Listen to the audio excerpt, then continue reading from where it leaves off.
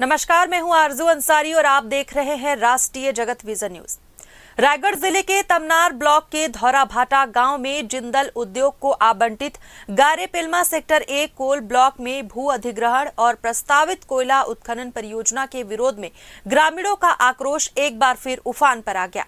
CHP चौक पर धरने पर बैठे ग्रामीणों को हटाने पहुंची पुलिस और प्रदर्शनकारियों के बीच जमकर झूमाझपटी हुई, जो देखते ही देखते हिंसक झड़प में बदल गई।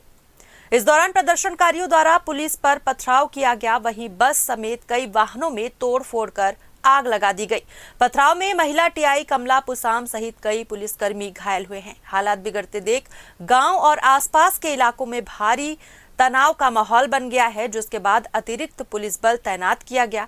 पुलिस ने कार्रवाई करते हुए 30 से 35 प्रदर्शनकारियों को हिरासत में लिया है। बता दें कि रायगढ़ जिले में 8 दिसंबर को जिंदल कोयला खदान को लेकर हुई कथित नियम विरुद्ध जनसुनवाई के बाद से विरोध का सिलसिला लगातार जारी है।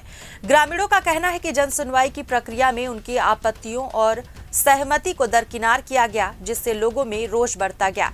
इसी के विरोध में ग्रामीण पिछले 16 दिनों से तमनार के मनार सीएचपी चौक पर आंदोलन कर रहे थे। आंदोलन को समाप्त कराने के लिए प्रशासन द्वारा पुलिस बल का प्रयोग किया गया और सड़क से आंदोलनकारियों को हटाने की कोशिश की गई, जिसके चलते स्थिति तनावपूर्ण हो गई। पुलिस कार्रवाई के दौरान कई ग्रामीणों को तमनार थाने ले जाकर बैठाया गया और सीएचपी चौक पर भारी संख्या में पुलिस बल की तैनाती की गई। इसी बीच प्रदर्शनकारियों द्वारा पुलिस पर जानलेवा हमले और वाहनों में आगजनी की घटनाओं की खबरें सामने आई। हिंसक झड़प में एक डीएसपी और थाना प्रभारी के घायल होने की भी सूचना है। प्रशासन ने हालात को काबू में रखने के लिए सुरक्षा व्यवस्था और कड़ी कर दी है। ग्रामीणों का कहना है कि धौराभाटा क्षेत्र में प्रस्तावित ये कोयला खनन परियोजना करीब 14 गांवों की जमीन, जंगल और आजीविका को सीधे तौर पर प्रभावित करेगी। उनके अनुसार ये कोई अचानक भड़का विरोध नहीं है, बल्कि बीते 6 महीनों से वे लगातार अपनी जमीन और जीवन यापन को बचाने के लिए संघर्ष कर रहे हैं। 5 दिसंबर को प्रस्तावित जनसुनवाई के दौरान ग्रामीणों ने पंडाल और टेंट लगाने से रोक दिया था, जिससे पहले ही दिन प्रक्रिया बाधित हो गई थी।